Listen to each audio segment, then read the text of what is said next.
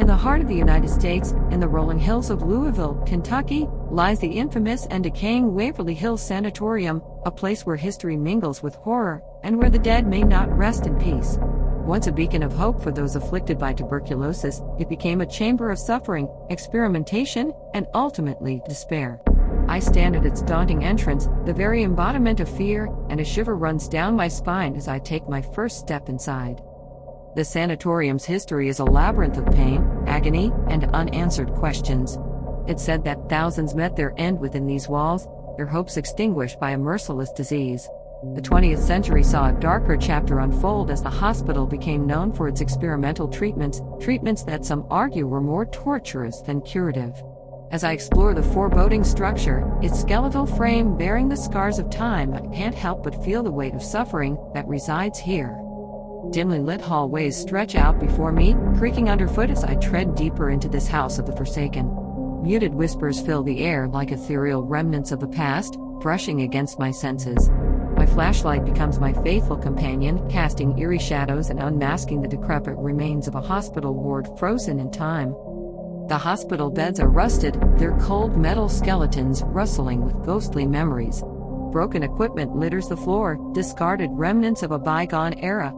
The oppressive atmosphere in this room is suffocating, as if it holds the whispered secrets of 1,000 tormented souls. As I delve further into the heart of the sanatorium, each step becomes heavier, more deliberate.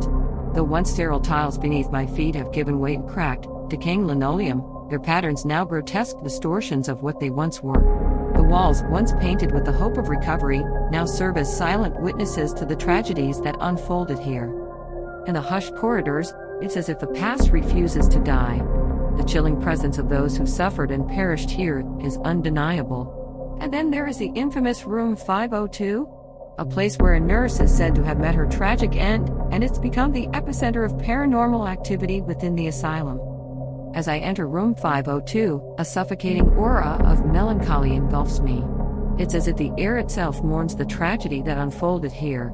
The walls, now peeling and stained, once bore witness to the agony of the nurse who, in a desperate moment, chose to end her own life. It's said that her anguished cries still echo through these walls.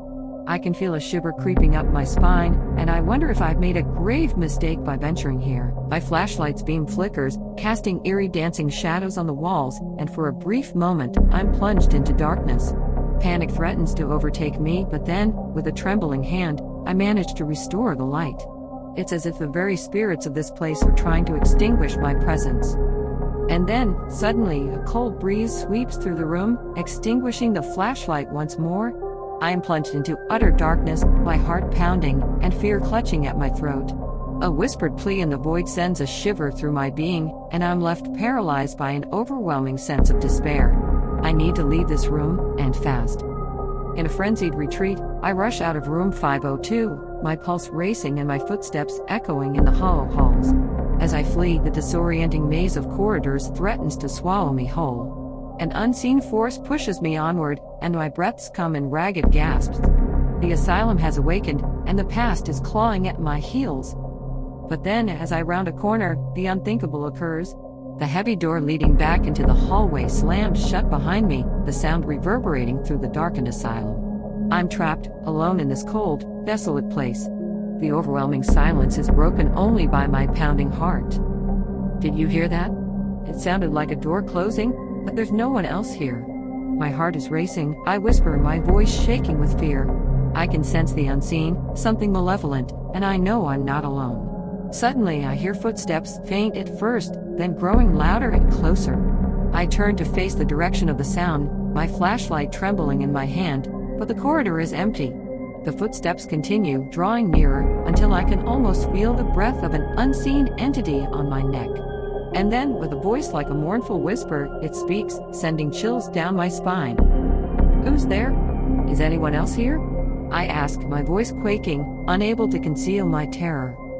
The figure, a shadowy silhouette, moves closer, and in the dim light, I catch a glimpse of hollow eyes that seem to pierce through the darkness. A ghostly whisper fills the corridor, barely distinguishable but laden with an otherworldly presence. As I tremble in the presence of the unknown, my flashlight flickers and dies.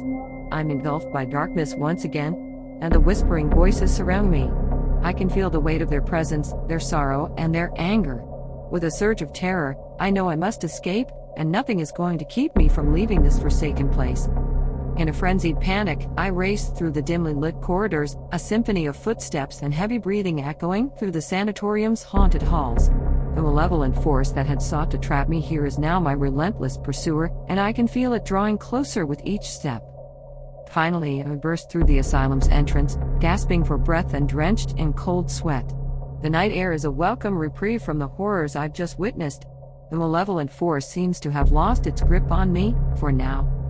But the Waverly Hills Sanatorium remains, an eternal sentinel of suffering and despair.